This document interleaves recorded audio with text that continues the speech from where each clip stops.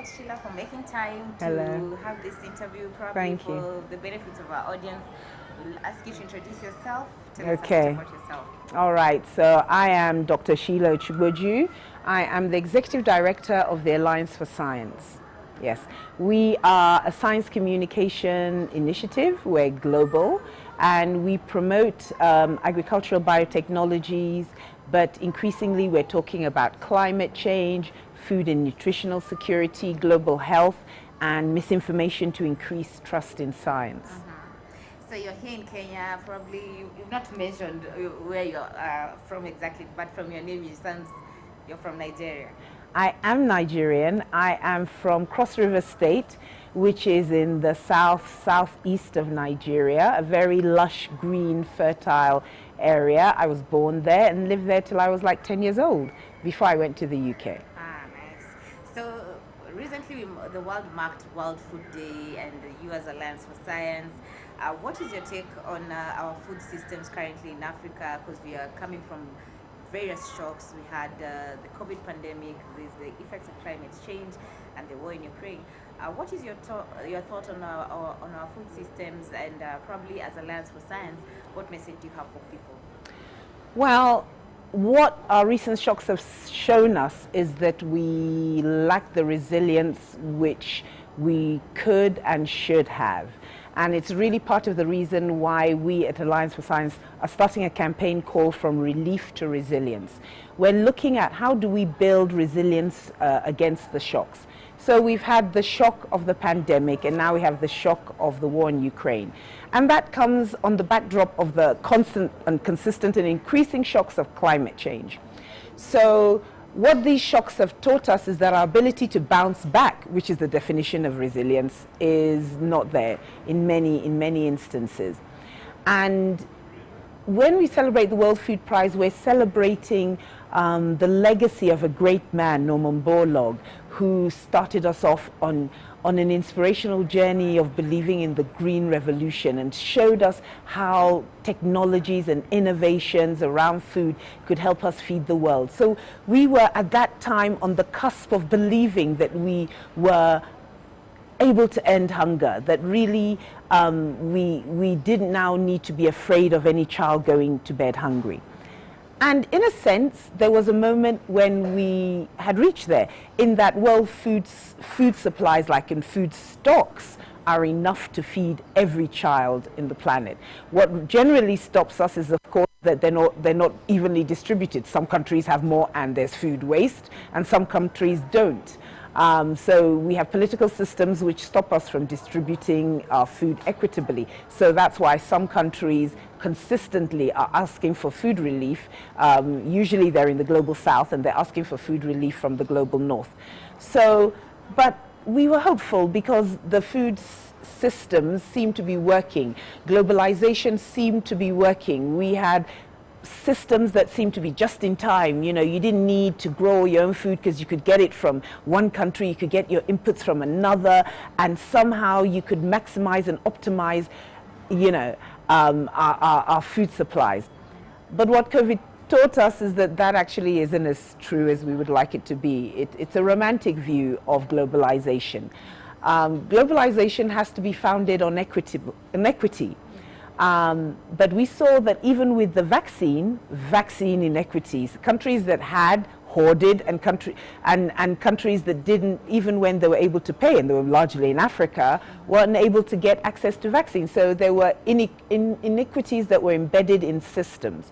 And it's the same with the food systems. There are inequities embedded in the system. And what we've seen with the war in Ukraine is countries that were dependent on inputs of fertilizers and other inputs from Ukraine were unable to get them because of the war, and suddenly realized how fragile our food systems are. And so generally across Africa, many countries are suffering from lower productivity. Here in Kenya, that is definitely true. Other countries in West Africa are suffering, actually gone into famine. So this is where food relief, food aid has come in. So how do you shift the dial towards resilience? You shift it with innovations in biotechnology, And we at Alliance for Science talk a lot about GMOs and gene-edited crops. We're very positively promoting these as an arsenal in our tool towards resilience, something that shifts the dial. It helps tackle things like drought. So you have drought-tolerant maize, you have disease-tolerant plants. And in Nigeria, where the cowpea, which is a staple, the BT cowpea has been commercialized, you're seeing greater yields, greater stocks, and farmers are spending less in spraying their field against these pests.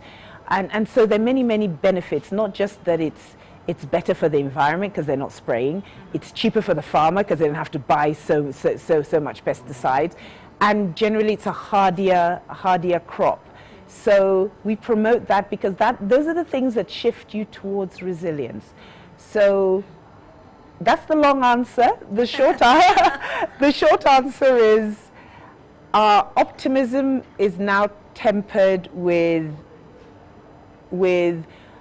it's tempered with caution. It's tempered with realism.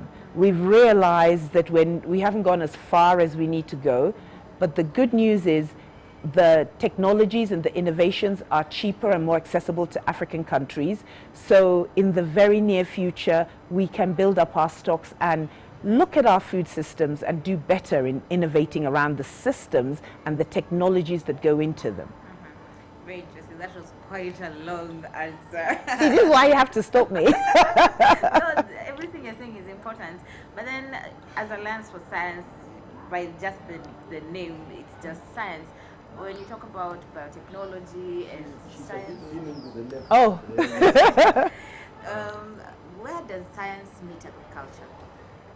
From there, like, just tell us a bit about science and agriculture and the various technologies, because right now the talk here in Kenya is about GMOs. When people hear GMOs, they just see it's something that has been done in the lab, probably chemicals have been mixed together, and not many people have knowledge about gene modification. What exactly? So probably you can just try and explain where does science meet agriculture, and then talk about the information, because people think GMOs are not safe, they are not good for human consumption. Okay, so let's talk about where the science meet agriculture. First of all, from when we began to realize, well, from when we became as humanity began to settle down and grow our own food, science was already there. We may not have called it science, we may not have understood, but we understood that when you plant a seed in the ground, in a certain place, in a certain way, you nurture it, you would get a harvest. When we began to grow fields, crops of wheat, so when you read the Bible and you look at agricultural texts, you understand that they understood about pests, and they understood about storage, and they understood about irrigation, all of those things. So science, what is science? Science is understanding how the elements work and somehow developing a system where you control for certain elements so that you can replicate something that you want. So science has always, well, first of all, science is in everything, so of course it's in agriculture. Modern agricultural techniques are now using genetic technologies, and modern being in the last 30, 40 years or so. And so we're using genetic technologies because we understand them more. So we talk a lot about gene editing and we talk a lot about GMOs. It's not such a new technology per se. I did my PhD in this more than 25 years ago. And at that time, we were studying what I did my postdoc in. We studied baculovirus expression systems, which was a way of developing biological pesticides using genetic modification. But it was based on an indigenous knowledge system. So it was based on the fact that farmers in Ghana, over 100 years before, had known that yes, they get these pests that affect their crop, but every now and again, there's something that happens to the pest. They get a disease and they die. So then they realized that there must be something that kills this. They didn't know then it was a virus, but they would take these caterpillars and they would homogenize them and they would store them. And the next year, when they grew their crop, they would then sprinkle some of the liquid on their crop, and they realized it was a natural biological pesticide. They did this for hundreds of years. And by the time scientists now came to investigate what is it in this system, they realized, oh, it's a virus. It's a virus that attacks, it's very targeted. It doesn't affect any other plant or animal species, doesn't affect humans. And so that's the basis upon the baculovirus expression system. And then we, as scientists, began then to look at the system, began to say, how do you replicate it? How do you then accelerate the rate of kill of the virus so that it can be much more targeted and faster and can be a commercial product? And the reason for this is so that you can reduce chemical pesticides. So my point is, we have always known about modifications. We've always known about traditional plant breeding is based on genetic modification. It's just that we couldn't see the genes, we couldn't manipulate them as well. So that has always been there. So now that we have systems that allow us to see our genes, we have gene editing and we have GMOs. Now GMOs is where you bring some kind of, you bring genetic material from outside of the species to use. Gene editing is when you don't go out, bring foreign material, you use whatever is already in the genome. So the way it was described by a communicator in Nigeria is GMOs are marriage outside of the family. Gene editing is marriage inside of the family. Well, maybe the wider family, extended family. But you know what I mean. So you're using what is already there, or you're bringing something different. But it's more or less the same methodologies. But it's also how bacteria, how was this technology discovered? It was discovered because scientists realized that bacteria do this anyway. So natural bacterial systems edit their genes. When they're attacked, they edit so that they're more resilient. So this is being replicated in the lab using a natural system. So it's not unnatural in that it was not a system that was foisted upon nature.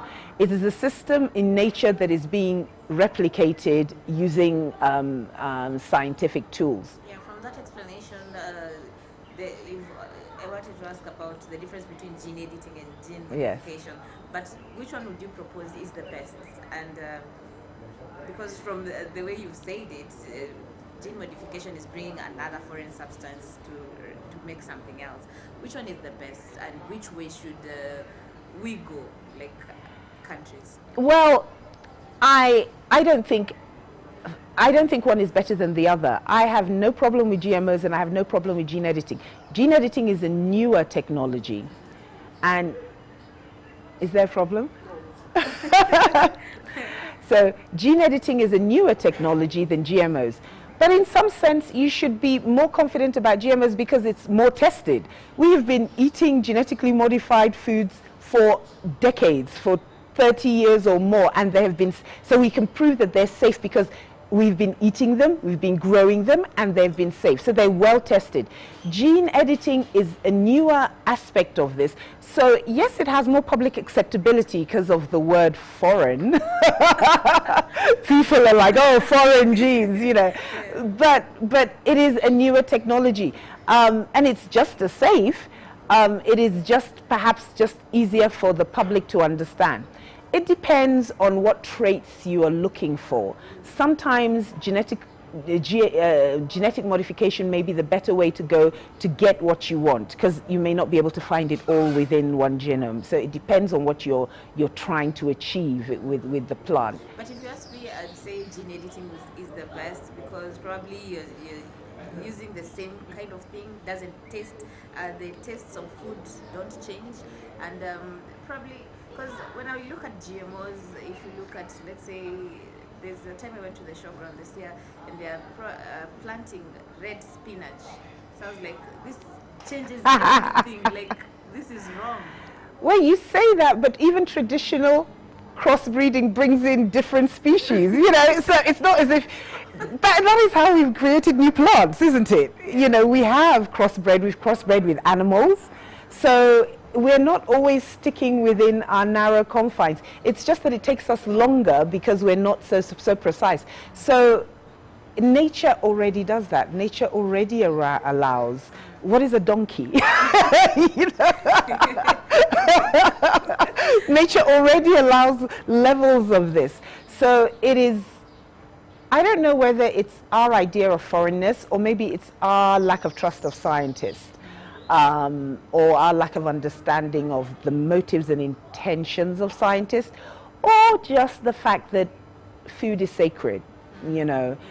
Food is biblical, the bread of life, you know, all of that. So we are very easy, it's very easy for us to take injections or medicines, and we don't ask, was this modified? You don't, you just take them, you don't know you've taken them.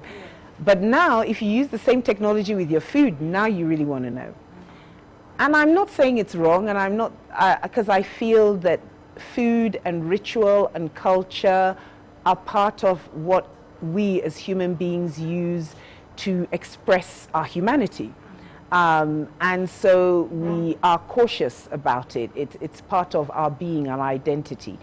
So I think we need to understand that better as we try to communicate. We need to understand the place of the food, the sacredness of the food, and engage with our public to help the public feel safe. No technology should come on the market when people don't feel safe. You need to feel safe about it. So we don't just work in communicating about the science. We work with the regulatory bodies. So we work with the national biosafety agencies, and we look at the regulatory policy, because we also want to make sure that before this comes to the market, we can say, not only do we believe it's safe, but you have a governance system and a body that is going to make sure that if anything goes wrong, that people will be held responsible, and that they're constantly monitoring its safety, as they do with other foods. You have food standard agencies all over the world. So, yeah, that's the short answer. Yeah, talking about information, because there's a lot of misinformation out there. People are worried. The first I mentioned about how healthy is GMOs, because Kenya lifted the ban on GMOs, and right now people are asking so many questions. Some are saying the seeds, once you plant the seeds, you cannot regrow them. There's the issue of patents. People don't know where the seeds will be coming from, who will be bringing them. Probably give us more information for the benefits of our farmers who are watching. Yes, the issue of patents is a touchy and a tricky one. It is and it's not just with GMOs on foods, it's in everything. It's the fight between corporations and consumers generally. But because this has historically been the place where this technology has had contentions, the new gene-edited crops and foods that are coming on the market the patents have been carefully negotiated. And they've been negotiated in such a way that the license is not held by corporations, and that at the end of the day, when the seeds come onto the market, there's not a premium put on it for the farmer. So they're coming at low cost or no cost. So that relationship between the consumer and the corporation, that has been negotiated, and the issues around patents should not be the same. And you know, it was the same with vaccines. It was the same with drugs, HIV drugs. Remember, Africa couldn't get access to them because of patents, and because the corporations wanted very high, they put a very high price so that the global south did not have access to medicine. And there was a long period of negotiations and until in the end it became accessible. And so that's what happens between industry and consumers. There has to be a period of negotiation, and so we are in a better place than we were 25 years ago when these technologies came onto the market.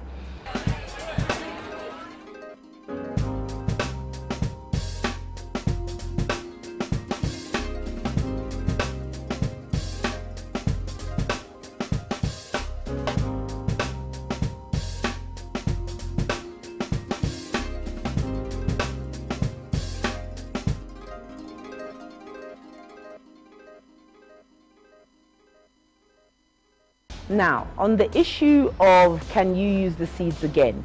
Yes, you can use some of the seeds again, but some you can't use, not because they're GMOs, but because that's the nature of hybridization. So even non-GMO hybrid seeds, you tend to buy them every year because that's how you keep the traits robust. And farmers actually understand this. They do buy a certain number of seeds. There's some which you can use again. So it's not a blanket yes or no. So people are simplifying the arguments, and I think the people who simplify it to consumers, not to farmers. Farmers understand that there's some seeds I'm willing to buy. Oh, do you have this? Yours is growing well. Can I buy that one? How much is? They'll buy it, you know, because they understand that there are better varieties that come across every year. So they don't have a problem with that. So that's on that. What was the third question about? Is it safe? I think we need Probably when you ask about the safety, also talk about the gene editing, for example. Do you add other components apart from probably when you're doing the gene editing? What makes that crop to be resilient to harsh climatic conditions, resilient to pests and diseases? Like, expound on that. Is it safe, first of all? Can it be eaten? Yes, first of all, it is safe. And so what you're doing is, like, if you're looking at BT maize, so BT maize, there's a gene which is, the gene is, what is it, what is the real name for it? It's CRY1AB. That's the gene that is expressed by BT, by the BT, and BT Bacillus thuringiensis. So this is a bacteria. So it has this gene, and this gene confers a resistance to drought to it. You know, this is the part of it which is the drought resistance. So what you do is you take out that gene and you culture it in a petri dish, and then you put it back into the plant, and then the plant expresses a protein which gives it, it's an endotoxin, which gives it a natural resilience to drought. So it is expressing a protein now, which is a natural expression of a bacterial system. So the bacteria causes it to do this. So it is safe in that it's not expressing chemicals, it's not expressing poisons, it's expressing something that naturally occurs in nature that gives the plant a resistance to drought or other conditions. So we are using a natural system and implanting it within a particular crop. So this wouldn't naturally happen in maize, but it happens in other places in nature, and so we simply put that gene in there. So it is safe because first of all, it's safe because it's been tested. So this is Kenya is now looking at the removal of the ban, but these foods have been eaten for over 30 years in other countries. So it's new here, but it's not new around the world. So this is not, it's not a laboratory, it's not a testing ground. It is just new for Kenya. Yeah. Very interesting. How long do you scientists take to do all this research? Because the way you've explained it, I don't know, you take a gene. How long do you take? You know, it's a lot faster than it was in my day. You know, it's like with mobile phones or anything else. When we first started doing it, it was a completely different technology. It was difficult, it was expensive, it was long, you know, and so then it was a niche thing. That's why the first sort of crops that came on were for very commercial crops, and they were for Western markets where they could see the return on investment. They were not for things like drought tolerance or insect tolerance, because there's no return on investment in helping poor African farmers. Industry was not interested in investing in that research. But because the reagents have become cheaper, the machines have become cheaper, the whole thing is faster. So what would take me 2 months to do in the lab, you can now do in a day. The machines are faster, everything is more precise, but also we have mapped the genome. So when I was doing it in the end of the last century, so it was 1998 to 2000, we had not yet mapped it. So we didn't have a code. we knew that the genes were there, so we didn't know what the sequences were. So we were just, it was a lot of guesswork. So it was slower for us. But now that you have a map, you can very much precisely say, oh, from here to, it's here to here. You can actually see, you can model it. We didn't have the computational science where you could model it and see how the whole genome looks like.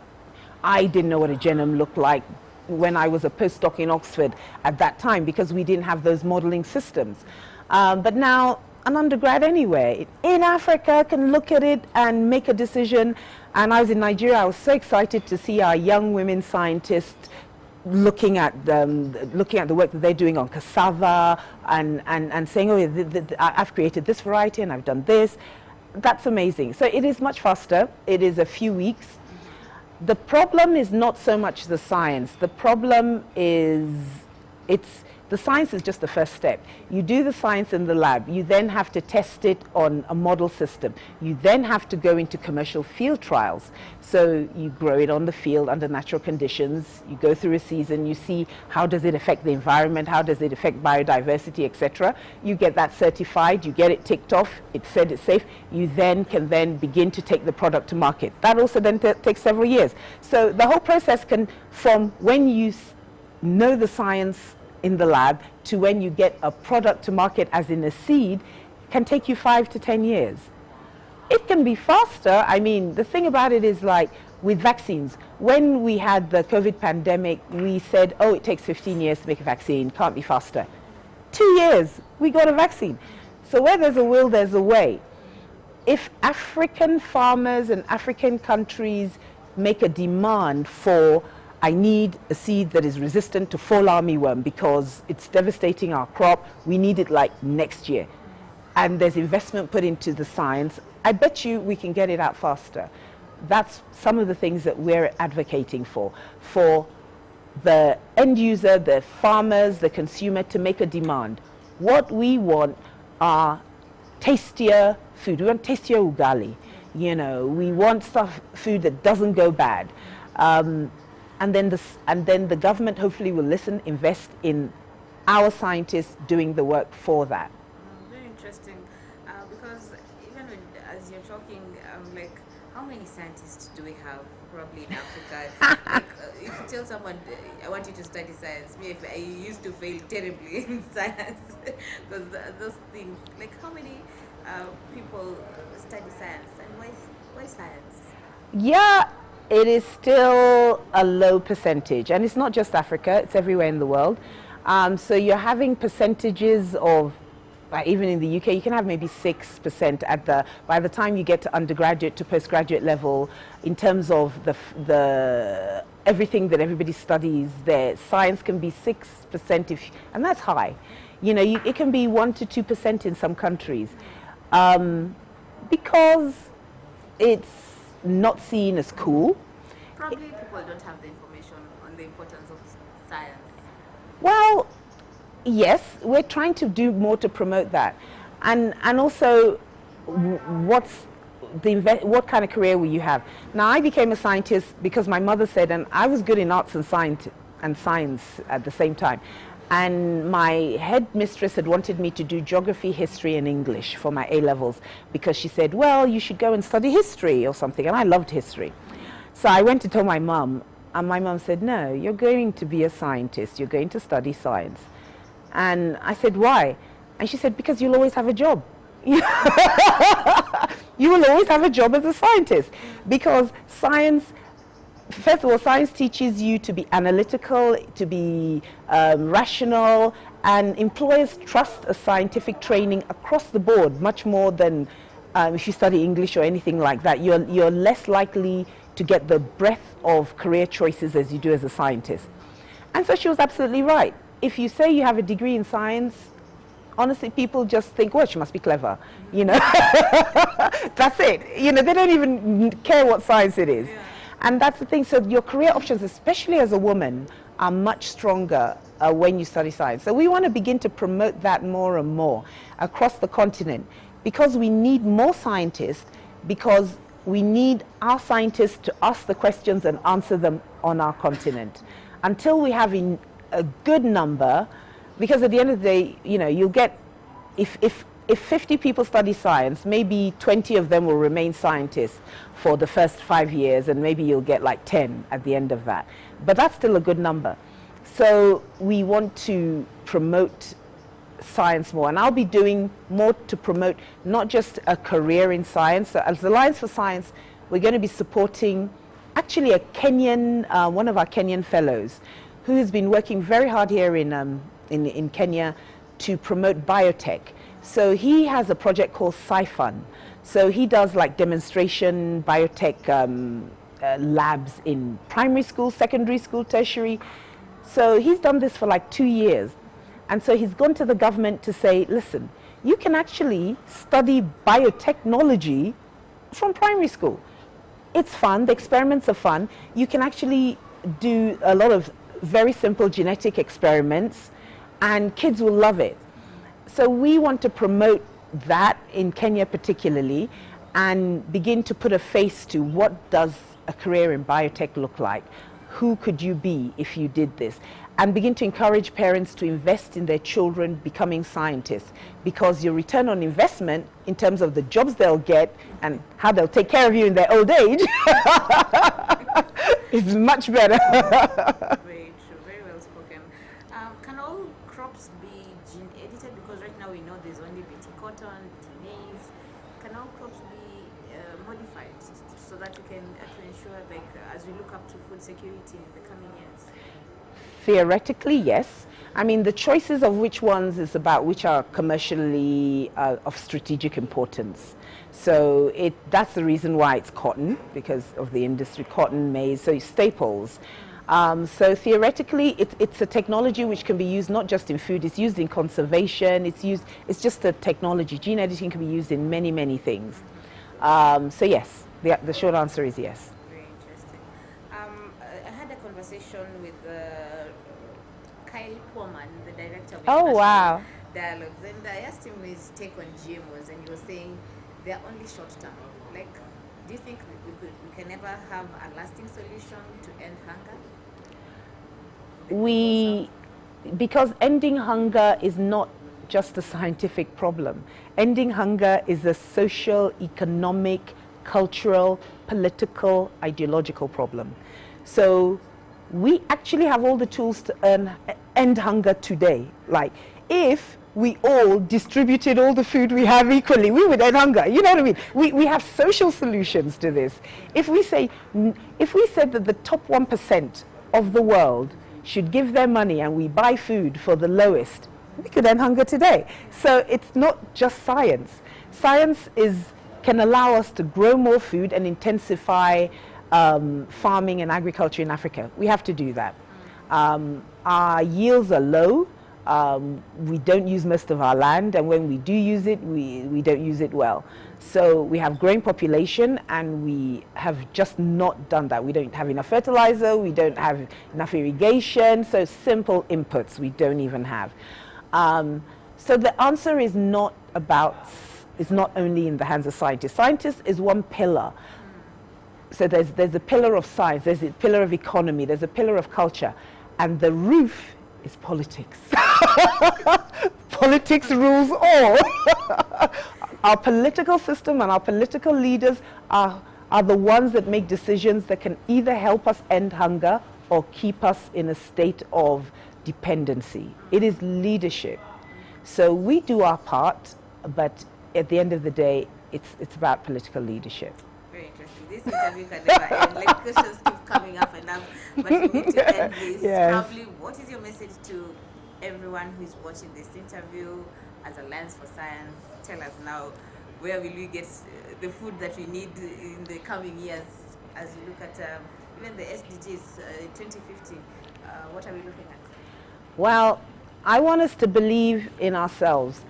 I want us to believe that wherever there's a problem, there's a solution. If there's one thing that science has taught me, is that the solution is always within the problem.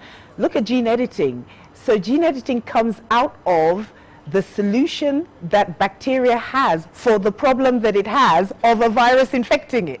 That's a solution that we took out of there. So all our answers are encoded. The answers are always within. Science is a way of discovering it, making it transparent, and applying it. So I want us, first of all, to have hope and to believe that if we go on a journey of discovery, we'll find the answer. So go on the journey of discovery. But secondly, begin to, in our minds, all of us that are from the Global South and support the Global South, in our minds, begin to move away from a state of dependency. There is no need for us to remain here.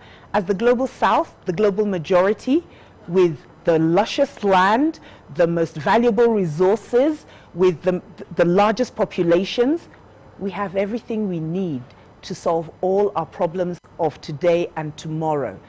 But we need to first of all believe in that and begin to say, how can I make sure that next year all the things I depended upon today that came from outside, I can find inside? What can I do? Let's begin to make that journey to becoming resilient, and I'm not saying self-sufficient, because we are one world system. We can never be self-sufficient.